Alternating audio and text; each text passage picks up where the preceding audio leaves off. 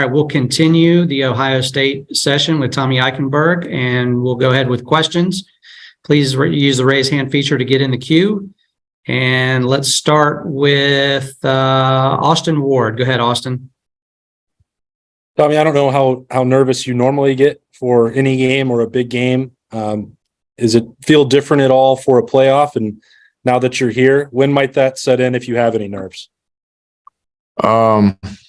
Yeah, I'm not really sure. I'd say probably closer to the game. But I'd say it's more, excitement to play. All right, we'll go next to Nathan Baird. Go ahead, Nathan. Tommy, just as you guys look at what Georgia does as a rushing attack, what stands out to you, why that's been so effective?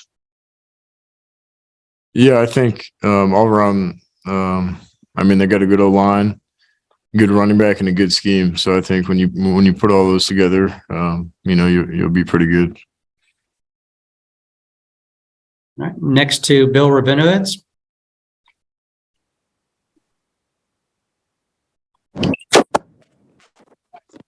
Can you just speak specifically about the challenge of facing Georgia's tight ends? Obviously, it's more than one. It's Brock and Washington. How big a challenge is that, and what do you guys have to do? Yeah, they're good tight ends. They can pat, and they're effective in the pass game, also in the run game too. Good as blockers. So I think when it comes down to that, everyone's got to do their job. Yeah. Thank you. Go next to Chip Towers. Go ahead, Chip. I mean, I wonder what your familiarity is with Georgia. You got any friends over there? Have you known much? Were you recruited by them? And just kind of, what's your level of familiarity with your opponent?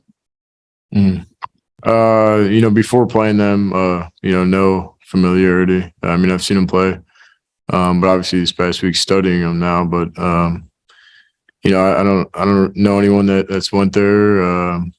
Nothing really. Okay, thanks. Yeah. All right, we'll go to Spencer Holbrook next. Tommy, how important is it for you guys to keep a routine this week and not get distracted by the other things that are going on? The pre-bowl process, the events that they have planned for you guys. Obviously, you want to have some fun while you're down there, but how important is it to stay locked in on what you guys need to do Saturday night to win? I think it's very important. Coach Day was telling us, we're on a bowl and things like that, but, we're down here to play a game to beat Georgia. And I think, we got to do all these events and stuff, but it's, we got one goal, and it's to beat Georgia.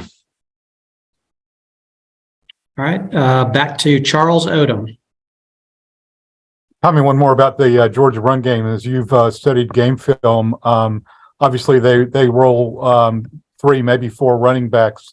Do you see anything distinguishable in terms of their style, or do they seem to be the same kind of physical and speed and same kind of mix of talents? I'd say, just with running backs, I'd say every running back kind of plays different, sees the game different, sees holes differently. Some are faster than the others, but I'd say overall, they're all great running backs. All right, next question from Tim May. Yeah, I called out. Hey, Tommy, when you look at a couple of games, your last couple of games there, Talia had a little bit of success scrambling, getting away from you guys, getting those little pickup yards. Obviously, J.J. McCarthy kept drives alive with some scrambles, some timely runs and stuff. What are sort of the lessons learned from those 2 experiences? Because clearly Stetson Bennett has that capability also, as he has shown in a lot of big games. Yeah, I think just with quarterback scramble, it comes down to doing our job.